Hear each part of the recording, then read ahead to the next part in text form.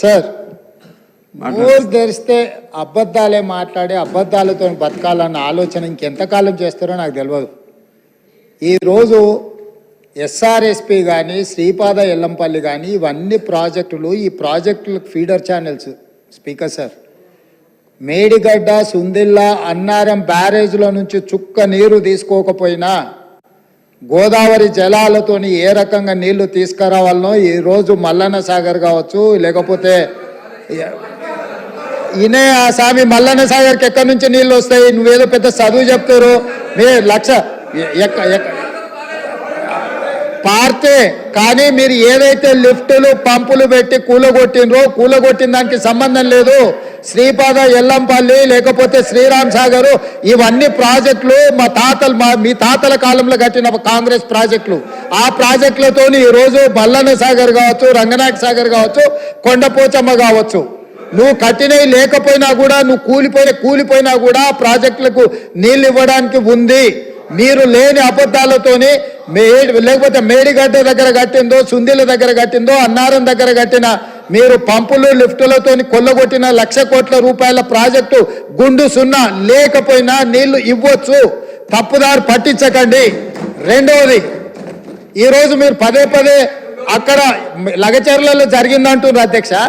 మల్లన్న సాగర్ కట్టిన రోజు ఏటిగడ్డ, కిష్టాపూర్, వేమ్లఘాట్ 14 గ్రామాలు తండాలు కలిసి పరిగెత్తించి మిమ్మల్ని కొట్టిన రోజు మీరు పోలీసుల బూట్ కాళ్ళతోని తొక్కిచ్చిన రోజు, ఆ రోజు ఎట్లా జరిగింది అధ్యక్ష? అది గజ్వేల్లోనే కదా. గజ్వేల్ నియోజకవర్గంలో సిద్దిపేట జిల్లాలో ఉన్న వేములఘాట్ కావచ్చు, ఏటిగడ్డ, కిష్టాపూర్ కావచ్చు, నేను పోయి దీక్ష చేసిన అధ్యక్ష 48 గంటలు. భూసేకరణకు వ్యతిరేకం కాదు, నష్టపరిహారం పెంచండి అని చెప్పినాం. మీరు 3 లక్షలు ఇస్తే 7 లక్షలు చేయమన్నాం. ఈరోజు మీరు ప్రతి ప్రాజెక్టు పక్కన 100 ఎకరాలు మీరు ఫామ్ హౌజులు కొనుక్కున్నారా లేరా? ఈరోజు ప్రాజెక్టులు డైరెక్ట్గా కొండపోచమ్మ నుంచి మీ ఫామ్ హౌస్కి, మీ ఎర్రవల్లి ఫామ్ హౌస్కి కాలువలు తీసుకొని 100 ఎకరాలు మీరు నీళ్లు తీసుకెళ్ళినరా లేరా? ఈరోజు రంగనాయక సాగర్ దగ్గర హరీష్ రావు గారికి ఫామ్ హౌస్ ఉన్నదా లేదా? మీరు ప్రాజెక్టులు కట్టిందే మీ ఫామ్ హౌస్ల కోసం. ప్రాజెక్టులు కట్టిన కాడ మీరు ఫామ్ హౌస్లు తీసుకున్నారు. దుర్మార్గమైన ఆలోచన మీది. ఈరోజు మీరు సిద్ధంగా ఉన్నారా విచారణకు? కొండపోచమ్మ దగ్గర ఎవరికి ఫామ్ హౌస్ ఉంది? రంగనాయక సాగర్ దగ్గర ఎవరికి ఫామ్ హౌస్ ఉంది? లేకపోతే ప్రాజెక్టులు కట్టిన దగ్గర ఎవరికి భూములు ఉన్నాయో, ఎవరికి ఫామ్ హౌస్లు ఉన్నాయో నిజ నిర్ధారణ కమిటీ నేను కాదు, ఈ సభలో ఉన్న కాంగ్రెస్ పార్టీ నుంచి ఒక్కరిని కూడా వద్దు. బీఆర్ఎస్ నుంచి, బీజేపీ నుంచి, ఎంఐఎం నుంచి, సిపిఐ నుంచి శాసనసభ్యులతో నిజ నిర్ధారణ కమిటీని వేద్దాము. కట్టుకున్న ప్రాజెక్టులల్లా మీ చుట్టాల భూములను ఎట్లా తొలగించిండ్రు, మీ భూములను ఎట్లా తొలగించిండ్రు? మీ డైరెక్ట్గా కేసీఆర్ గారి ఫామ్ హౌస్కి కాలువలు తీసుకెళ్లి ఫామ్ హౌస్ చుట్టూత దాని చుట్టూత కాలువలు తిప్పింది ఆధారాలు చూపించాలనా? దుర్మార్గమైన ఆలోచన మీకుంటది, మాకెందుకుంటది? ఇప్పటికి కూడా అబద్ధాలు చెప్పేది మానండి. ఎందుకు ఇంకా బుకాయించాలని, దబాయించాలని? ఎన్ని రోజులు అధ్యక్ష? భూసేకరణ జరిగినప్పుడు భూమి కోల్పోయిన నిర్వాసితులకు బాధ, దుఃఖం ఉంటుంది. ఆ బాధ, దుఃఖం ఉన్న వాళ్లకు అత్యధికంగా నష్టపరిహారం ఇవ్వాలనేది మా ఆలోచన. ఆనాడు మల్లన్న సాగర్లో 3 లక్షల నుంచి మొదలుపెట్టిన మీరు, మేము కొట్లాడితే అది చివరికి 10 నుంచి 12 లక్షలకు వచ్చింది. ఇవాళ కొడంగల్లో, లగచెర్లలో 20 లక్షల ఎకరాకు అసైన్మెంట్ భూమిలకు కూడా 20 లక్షలు ఇచ్చినాం. 5 లక్షల రూపాయలు ఇందిరమ్మ ఇల్లు ఇచ్చినాం. 150 గజాల ఇంటి స్థలం ఇచ్చినాము.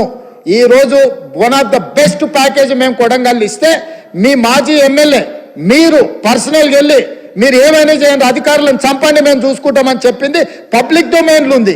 మీరు ఈ రోజు టీవీలలో, పేపర్లలో ప్రముఖంగా వచ్చింది. వచ్చిన వాళ్ళు వచ్చినట్టు చంపండి అని చెప్పి హరీష్ రావు, కేటీఆర్ చూసుకుంటారని చెప్పి నరేందర్ రెడ్డి గారు అక్కడికి వెళ్ళి మాజీ ఎమ్మెల్యే పబ్లిక్లో స్టేట్మెంట్ ఇచ్చిండు. ఇట్లా అధికారులను 10 ఏళ్ళ అధికారంలో ఉన్న మీరు అధికారులను చంపమని, ఏ అధికారులు అయితే ఈ తెలంగాణ రాష్ట్ర అభివృద్ధి కోసం పనిచేస్తారో గా అధికారులను చంపమని ప్రోత్సహించిన మీరు ఈ రోజు వచ్చి మీరు భూసేకరణ గురించి మాట్లాడుతున్నారా? మీరు మాకొచ్చి చదువు చెప్తున్నారా? మేము కాంగ్రెస్ పార్టీ ప్రాజెక్టులు కట్టలేదా? నాగార్జున సాగర్ నుంచి శ్రీశైలం వరకు మీరు కట్టినరా? లేకపోతే కల్వకుర్తి, భీమా, నెట్టంపాడు, కోల్సాగర్ మీరు కట్టినరా? ఏ మాటలు మాట్లాడుతున్నారు?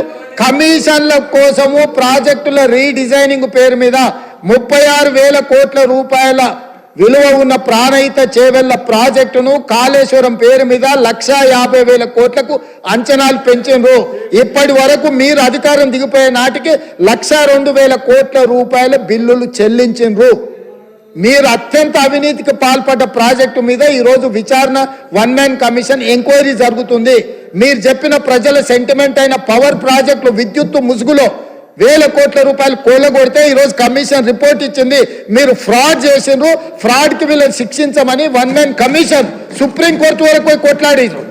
సుప్రీంకోర్టు జడ్జి వచ్చి వీళ్ళు ఫ్రాడ్ చేసిండ్రు, వీళ్ళని శిక్షించమని నివేదిక ఇచ్చిండ్రు. అధ్యక్ష, వీళ్ళ నివేదికలు మేము ఆరోపణ చేయట్లే. ఈరోజు కమిషన్ ఇచ్చిన నివేదికలు ఉన్నాయి. తొందరలోనే దాంట్లో జైలుకు పోతారు. జైలుకు పోయేదాని గురించి వాళ్ళు చెప్తున్నారు.